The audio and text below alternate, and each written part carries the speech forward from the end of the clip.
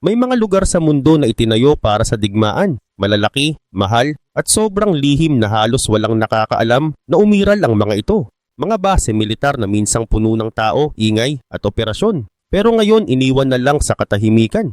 Mula sa mga isla sa gitna ng karagatan hanggang sa mga pasilidad na nakabaon sa ilalim ng lupa, may mga military base na ginastusan ng bilyon-bilyon. Pero kalaunan tuluyang pinabayaan. At ang mas nakakagulat, marami sa mga ito ang nanatiling sikreto kahit matapos silang abandonahin. Sa video na ito bibilangin natin ang 10 sa pinaka-ekstraordinaryong abandoned military bases sa mundo at tuklasin kung bakit sila itinayo at bakit sila tuluyang iniwan. Bago tayo magsimula, paki-like at subscribe naman ng video na ito. Malaking bagay na ito para sa aming mga content creator. Salamat po. At ngayon simulan na natin. Number 10, Hashima Island. Sa baybayin ng Nagasaki, may isang maliit na isla na mula sa malayo ay parang barkong bakal na nakahinto sa gitna ng dagat. Kaya tinawag itong Gunkanjima o Battleship Island. Hindi ito ordinaryong isla. Isa itong dating mining city na itinayo ng Mitsubishi Corporation para sa undersea coal operations noong huling bahagi ng 1800s hanggang 1900s. Noong kasagsagan nito noong 1950s, mahigit 5,000 tao ang nanirahan sa napakaliit na lugar. Isa sa pinakasiksik na komunidad na naitala sa modern history. May mga apartment buildings, paaralan, ospital at iba pang pasilidad na dikit-dikit sa maliit na isla dahil halos walang natural na lupa. Pero noong 1960s bumaba ang demand sa coal sa Japan dahil sa paglipat sa oil. Dahil dito, unti-unting nawalan ng silbi ang minahan. Noong 1974, isinara ang operasyon at mabilis na lumikas ang mga residente. Naiwan ang mga gamit, bahay at buong komunidad na parang biglang pinahinto ang oras. Sa loob ng ilang dekada, unti-unting nasira ng panahon ng mga gusali hanggang maging abandonadong isla. Sa ngayon, bahagi na ito ng UNESCO World Heritage Site at pinapayagang bisitahin pero mula lang sa malalayong viewing points dahil delikado pa rin ang lugar. Number 9, Balaklava Submarine Base. Sa southern coast ng Crimea, may isang maliit na bay na mula sa dagat parang normal lang na pasukan ng bato at cliff. Wala kang makikitang kakaiba, parang ordinary harbor lang. Pero sa loob ng bundok na katabi nito, nakatago ang isa sa pinakasikretong military facility noong Cold War.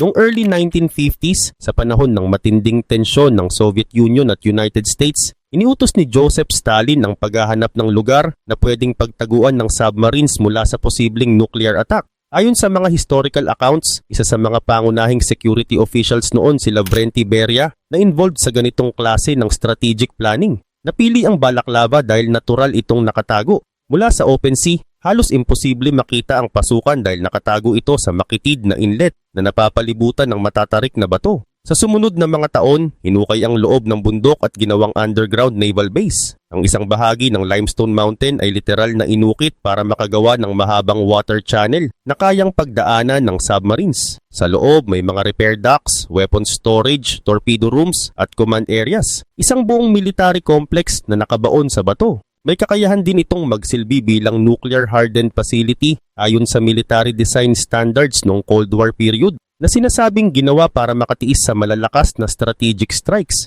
Sa labas, ang town ng Balaklava ay naging highly restricted military zone at kalaunan ay isinama sa administrasyon ng Sebastopol para maitago sa foreign intelligence maps. Sa panahon ng operasyon, sinasabing pinapatay pa ang ilaw sa buong lugar kapag may submarines na pumapasok o lumalabas para hindi sila makita mula sa dagat. Pero pagkatapos ng pagbagsak ng Soviet Union noong 1991, unti-unting iniwan ng base. Kinuha ng mga sumunod na panahon ang lahat ng maaring dalhin, metal, cables, equipment. Ang natira na lang ay isang hollowed mountain na dating puno ng strategic military activity. Sa kasalukuyan, isa na itong museum site at pwedeng lakarin ang ilang bahagi ng tunnel. Isang tahimik na paalala ng panahong ang buong bundok ay ginawang taguan ng submarines sa gitna ng Cold War paranoia. Number 8, Jelgava Air Base. Sa gitna ng hangganan ng dating Yugoslavia, sa pagitan ng Croatia at Bosnia and Herzegovina malapit sa Bihać, may isang military base na literal na itinago sa loob ng bundok. Noong panahon ni Josip Broz Tito, kailangan ng Yugoslavia ng depensa na kayang mabuhay kahit unang tama ng missile attack mula sa NATO o Soviet Union. Kaya ayon sa historical accounts, ginawa ang plano na ilagay ang Air Force sa ilalim ng lupa. Ang proyekto na kilala bilang Objekat 505 ay itinayo sa loob ng mahigit isang dekada, simula noong 1950s hanggang 1960s. Sa loob ng bundok, may mga tunnel system na umaabot ng ilang kilometro na kayang magtago ng mga MiG-21 fighter jets at iba pang military aircraft. May sariling radar system din ito para bantayan ang airspace ng buong Balkan region at may mga pasilidad para sa daan-daang sundalo na pwedeng mabuhay sa loob ng ilang linggo kung sakaling mablokade. Ayon sa mga military design records, ginawa itong kayang tumagal sa matinding bombardment kahit pa nuclear level threats, bagamat ang ganitong claims ay hindi laging independently verified. Tinatayang isa ito sa pinakamahal at pinakaambisyosong military infrastructure projects sa Cold War Europe. Pero noong 1991, nagsimulang maghiwa-hiwalay ang Yugoslavia. Sa gitna ng kaguluhan, ginamit pa ang base sa ilang military operations, pero kalaunan ay iniwan din. Ayon sa mga ulat ng post-war accounts, sinubukan ng umatras na puwersa na sirain ang loob nito gamit ang explosives, dahilan para gumuho ang ilang bahagi ng tunnels habang nananatiling buo ang pangunahing istruktura. Hanggang ngayon nakatayo pa rin ang mga pasukan ng bundok kahit ang loob ay sira at delikado na. Isang abandoned fortress na hindi man nawasak ng panahon, kundi ng sarili nitong kasaysayan. Number 7. Teufelsberg. Sa gitna ng isang forest sa Berlin, may isang mataas na burol na mukhang natural, pero hindi talaga ito bundok. Isa itong artificial hill na ginawa mula sa milyon-milyong cubic meters ng debris matapos ang World War II. Ayon sa historical records, tinatayang daan-daang libong gusali sa Berlin ang nawasak sa digmaan at ang mga labi nito ay itinambak sa isang lugar na kalaunan ay naging Teufelsberg. Pero ang mas kakaiba, hindi lang ito simpleng tambakan ng debris. Sa ilalim ng tambak na yon, may nakabaong lumang military structure mula sa panahon ng Nazi Germany na hindi tuluyang na-demolish matapos ang digmaan dahil sa sobrang tibay ng concrete. Paglipas ng panahon, ginamit ng United States Intelligence ang burol bilang strategic listening site noong Cold War. Ayon sa mga historical accounts, dito itinayo ang isang malaking signals intelligence station na bahagi ng mas malawak na global surveillance network ng US at Allied Forces, kung saan sinasabing minomonitor ang Soviet at East German communications. Sa loob ng ilang dekada, naging highly sensitive intelligence site ito hanggang sa pagbagsak ng Berlin Wall noong 1989. Pagkatapos ng Cold War, isinara ang operasyon noong early 1990s at inalis ang mga kagamitan. Pero hindi na ito nabura. Iniwan ang mga structures at kalaunan ay naging abandoned site. May mga planong i-develop ito bilang hotels, museums at iba pang commercial projects, pero karamihan ay hindi natuloy. Sa kasalukuyan, naging kilala ito bilang isa sa pinakamalalaking open-air street art locations sa Europe. Graffiti covers the old radar domes and abandoned buildings, habang sa ilalim nito nananatili pa rin ang patong-patong na kasaysayan mula World War II ruins, Cold War intelligence hanggang modern abandonment. Number 6. Wunsdorf, ang tinatawag ding Little Moscow. Sa humigit kumulang 30 kilometers timog ng Berlin, sa gitna ng pine at larch forest, may isang malawak na military zone na sa loob ng dekada, hindi basta-basta pinapasok ng mga sibilyan. Sa panahon ng Cold War, ito ang naging pangunahing headquarters ng Group of Soviet Forces in Germany, ang pinakamalaking Soviet military presence sa labas ng USSR. Ayon sa historical records mula sa post-World War II administration ng Soviet Union, dito ipinuwesto ang command structure na dating iniugnay sa pagbuo ng strategic control sa East Germany matapos ang 1945 occupation period. Sa kasagsagan nito, tinatayang aabot sa mahigit 75,000 na tao ang nanirahan sa loob ng compound. Hindi lang sundalo, kundi pati pamilya, civil staff at support personnel.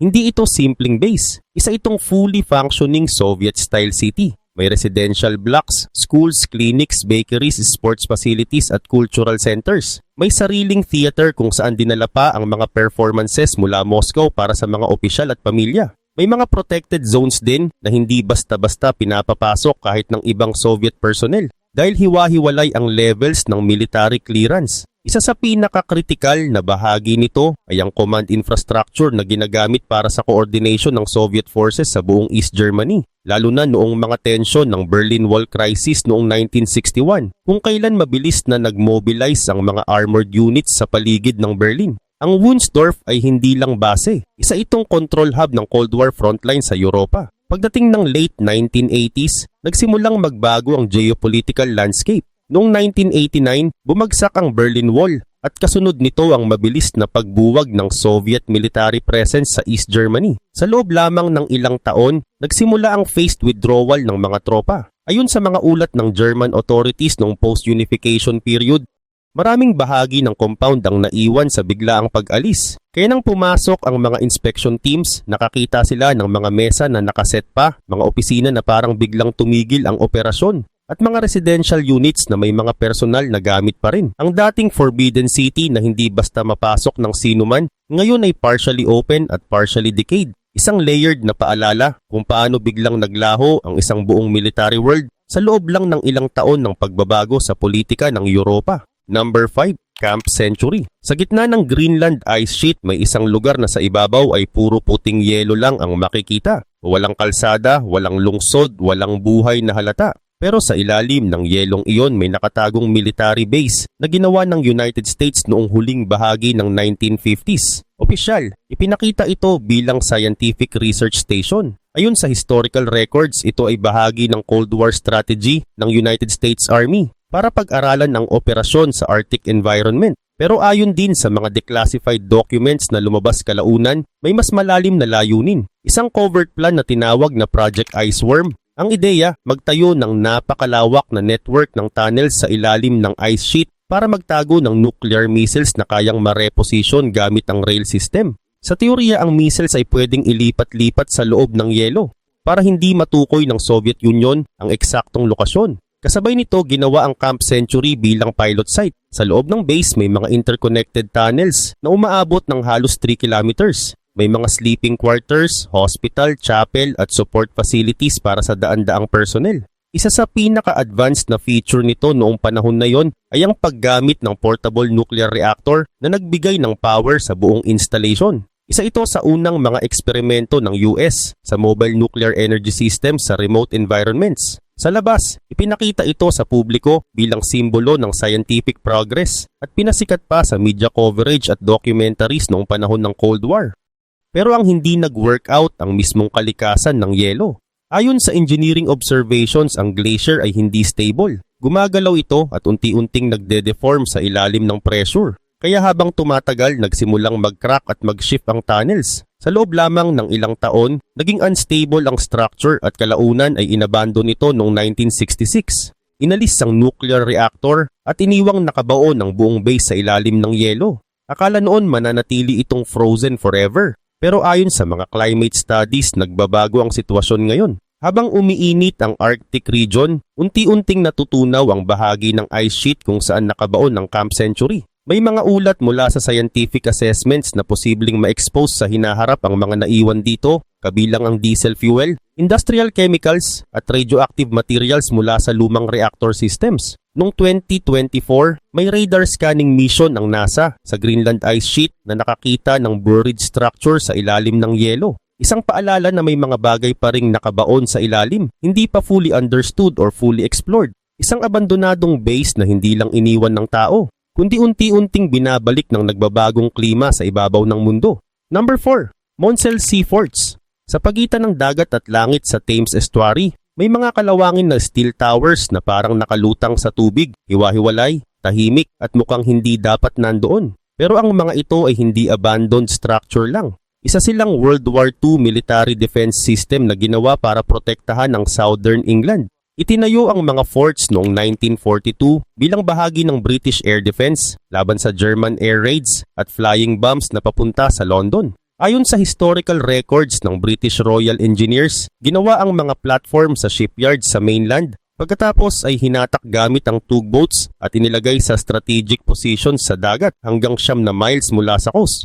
Bawat fort ay hindi simpleng tower. Isa itong cluster ng interconnected steel platforms na nakatayo sa reinforced concrete legs, may catwalks sa pagitan, at may full military setup. May anti-aircraft guns para sa interception ng enemy aircraft. May searchlights para sa night operations. May radar systems para sa early warning detection. At may living quarters kung saan nanirahan ng humigit kumulang 300 personnel bawat fort sa gitna ng dagat. Ang buhay dito ay isolated at extreme, malayo sa mainland, exposed sa weather at nakadepende sa supply ships para sa pagkain at maintenance. Sa panahon ng World War II, naging bahagi sila ng Coastal Defense Network na tumulong magpabagsak ng ilang German aircraft at V-1 flying bombs na target ang London. Pagkatapos ng digmaan, unti-unting nawalan ng strategic value ang mga forts. Noong late 1950s, indecommission ang karamihan sa mga ito ng British Ministry of Defense at iniwan sa dagat. Sa halip na alisin, pinabayaan silang manatili sa tubig. Kaya sa paglipas ng panahon naging rusting structures na lang sila. Noong 1960s may bagong kabanata na hindi inaasahan. Ilang forts ang na-occupy ng pirate radio groups na gumagamit ng offshore location para mag-broadcast ng illegal na music stations papasok sa United Kingdom, lampas sa government control noong panahong iyon.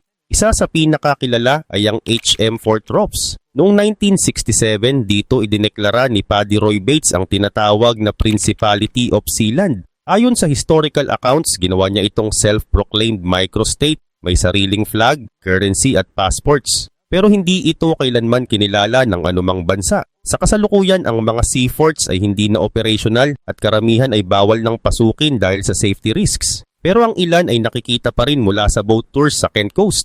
Sa malapitan o malayuan, makikita mo ang parehong view. Mga steel structures na nakatayo sa gitna ng walang hangganang tubig, walang koneksyon sa lupa at unti-unting kinakain ng kalawang. Isang defense system na dating buhay na buhay sa gitna ng digmaan. Ngayon ay tahimik na nakatayo, parang naiwan sa gitna ng oras mismo. Number 3. Stanley R. Michelsen Safeguard Complex. Sa gitna ng malawak na wheat fields ng North Dakota, mga bandang humigit kumulang 100 miles north ng Grand Forks at malapit sa Canadian border, may isang estrukturang mukhang hindi bagay sa paligid. Isang malaking concrete pyramid, walang city sa paligid, walang skyline, puro patag na lupa at sakahan lang ang tanaw. Pero sa gitna nito nakatayo ang isang military installation na ginawa noong Cold War para sa pinakaambisyosong missile defense system ng United States noon. Ayon sa historical records ng US military, ang safeguard system ay dinisenyo para mag-intercept ng incoming Soviet intercontinental ballistic missiles gamit ang nuclear-armed interceptor missiles. Sa core ng complex, ang pyramid structure ang nagsisilbing radar control center. May phased array radar system ito na kayang mag-detect ng targets ilang daang milya ang layo at mag-track ng incoming missiles sa napakabilis na reaction time. Ilang segundo lang mula detection hanggang interception. Sa paligid ng site, may mga underground missile silos na naglalaman ng Sprint at Spartan interceptor missiles na parehong dinisenyo para mabilis na tumaas at mag-intercept ng nuclear warheads sa mid-air. Ang Sprint missiles ayon sa military technical descriptions ay kayang mag-accelerate sa Mach 10 sa loob ng ilang segundo hanggang sa punto na ang friction sa hangin ay nagpo-produce ng plasma-like heat sa paligid ng katawan nito. Ang mga interceptor na ito ay may sariling nuclear payload na ide-deploy para sirain ang incoming warheads bago pa man ito makarating sa target. Sa kabuuan, ang system ay itinuturing noon bilang isa sa pinaka-advanced at pinakamahal na defense projects ng Cold War era. Ayon sa government budget records, tinatayang umabot sa billions of dollars ang halaga ng construction at development, katumbas ng tens of billions in today's money. Pero sa kabila ng complexity, hindi ito nagtagal. Noong October 1, 1975, naging operational ang system. At makalipas lang ang isang araw, nagdesisyon ng United States Congress na ipasara ito. Ayon sa congressional assessments noon, ang pangunahing problema ay effectiveness. Posibleng ma-overwhelm ang system kung sabay-sabay na mag-launch ang maraming Soviet warheads. Dagdag pa rito, ang mismong nuclear intercept explosions ay maaring makaapekto sa radar tracking at magpahirap sa follow-up interceptions. Dahil dito, tinuring itong impractical sa long-term defense strategy. Kaya agad sinimulan ang deactivation. Isinara ang missile silos, pinatay ang radar systems at unti-unting inalis ang mga personnel. Pero ang pyramid structure mismo, hindi basta-basta maalis. Dinisenyo ito para makatiis ng near-nuclear level stress, kaya sobrang kapal ng reinforced concrete walls nito. Umabot sa tens of feet sa ilang bahagi. Kaya sa halip na gibain, iniwan na lang ito at kalaunan ay isinara ng tuluyan noong late 1970s sa pamamagitan ng welding ng entrances. Sa loob ng maraming dekada, nanatili itong tahimik sa gitna ng prairie, halos walang nakakaalam sa labas ng region. Noong 2012, ibinenta ng US government ang site sa isang religious farming community sa North Dakota sa halagang mas mababa pa sa isang average house price. Ayon sa public records, kalaunan ay napunta rin ito sa private ownership na may plano sanang gawing data center gamit ang thick concrete structure bilang natural protection para sa servers. Sa paligid ng complex, makikita pa rin ang mga bakas ng dating missile fields mga concrete silo covers na nakakalat sa farmland na parang ordinary farm structures lang kung hindi mo alam ang kasaysayan. Ngayon ang dating missile defense system na ginawa para protektahan ng bansa laban sa nuclear war ay isa na lang tahimik na monumento sa gitna ng mga taniman ng trigo. Nakatayo pa rin kahit matagal nang wala ang mismong armas na para sana itong gamitin. Number 2. Borne Sulinowo. Sa hilagang bahagi ng Poland, sa gitna ng malawak na kagubatan at mga lawa, may isang lugar na sa loob ng halos kalahating siglo ay parang wala sa mapa. Walang pangalan sa official maps, walang malinaw na kalsada na papasok, at kahit ang mga lokal alam lang nilang may military zone sa loob ng gubat. Pero ang totoo, isa pala itong buong lungsod na itinayo at pinatakbo ng Soviet Union sa loob ng Cold War. Ayon sa historical records pagkatapos ng pagbagsak ng Eastern Bloc, ang Borne Sulinowo ay bahagi ng Northern Group of Soviet Forces sa Poland, isang forward military presence sa ilalim ng Warsaw Pact. Sa peak nito, tinatayang nasa humigit kumulang 15,000 Soviet soldiers at pamilya ang nanirahan dito. Isa itong fully self-contained Soviet town. May apartment blocks, schools, shops, hospital at railway system na direktang konektado papuntang Moscow. Ang buong lugar ay sobrang restricted. Walang Polish civilian ang pinapayagang makapasok at kahit ang mga nakatira rito bawal magbahagi ng impormasyon sa labas. Sa loob ng gubat, may mga artillery training grounds at military facilities na naririnig paminsan ng mga kalapit na bayan noong panahon ng exercises. Ayon sa mga post-Cold War satellite analysis, may mga indikasyon na may underground structures at storage facilities sa paligid na posibleng ginamit para sa military equipment. Bagamat hindi lahat ng detalye nito ay publicly confirmed. Pero ang kasaysayan ng lugar ay mas luma pa sa Soviet occupation. Noong 1930s, ang area ay ginagamit na ng German military bilang Grossborn, isang Wehrmacht training base at artillery school. Ayon sa historical accounts, dumaan dito ang German forces bago at sa unang yugto ng World War II invasion ng Poland noong 1939. Ginamit din ito bilang prisoner of war facility kung saan libu-libong Allied prisoners ang ikinulong at marami ang hindi nakaligtas ayon sa wartime records. Pagkatapos ng World War II, napunta ang lugar sa Soviet control at naging isa sa pinakamalalaking hidden military settlements sa Poland. Sa loob ng Cold War na natiling invisible ang buong lungsod. Opisyal nakalista lang ang area bilang forest land. Noong 1989, nagsimula ang political shift sa Eastern Europe at unti-unting nagbago ang kontrol ng mga Soviet forces sa Poland. Noong 1992, tuluyang umalis ang mga Soviet troops. Sa loob lamang ng ilang araw iniwan ang buong komunidad. Naiwan ang mga apartment na may laman pa. May mga gamit sa kusina, kasangkapan at personal belongings na hindi na nabawi. May mga signage pa na nakasulat sa Cyrillic. At sa gilid ng kagubatan, may lumang military cemetery na may daan-daang libing ng soldiers, pamilya at workers. Pagpasok ng Polish authorities para itong biglang tumigil ang oras. Isang buong lungsod na iniwan ng walang transisyon. Sa kasalukuyan, ang Borne Sulinowo ay isa ng maliit na residential town. Pero sa paligid nito, makikita pa rin ang mga bakas ng dating Soviet city. Crumbling buildings, abandoned hospitals at mga lumang military structures na unti-unting kinakain ng kagubatan. May mga lumang missile-related structures din sa forested areas na ngayon ay hindi na ginagamit at makikita lang sa pagpasok sa gubat kung alam mo kung saan titingin. Ang dating non-existent city na ito ngayon ay nakikita na ng lahat pero ang pakiramdam ng lugar nananatiling parang may bahagi ng kasaysayan na hindi talaga tuluyang umalis. Number 1. Pripyat sa loob ng Chernobyl Exclusion Zone. Sa hilagang bahagi ng Ukraine, may isang lungsod na literal na tumigil ang oras sa iisang araw. Hindi dahil sa digmaan, hindi dahil sa evacuation plan na matagal pinaghandaan, kundi dahil sa isang nuclear disaster na biglang nagbago ng buong rehiyon sa loob ng ilang oras. Noong April 26, 1986, sumabog ang reactor number 4 ng Chernobyl Nuclear Power Plant. Ayon sa International Scientific Assessments, naglabas ito ng napakataas na radiation. Tinatayang daan-daang beses na mas malakas kaysa Hiroshima bombing. Sa loob ng ilang minuto, naging dangerous ang buong paligid ng plant. Pero sa layo na humigit kumulang 2 kilometro, may isang buong lungsod na tulog pa noon. Ang Pripyat ay itinayo noong 1970 para sa mga workers ng nuclear plant at kanilang mga pamilya. Isa itong planned Soviet city, modern para sa panahon nito. May schools, hospitals, cinemas, sports complex at residential blocks na konektado sa planta. Average age ng mga residente noon ay nasa mid-20s.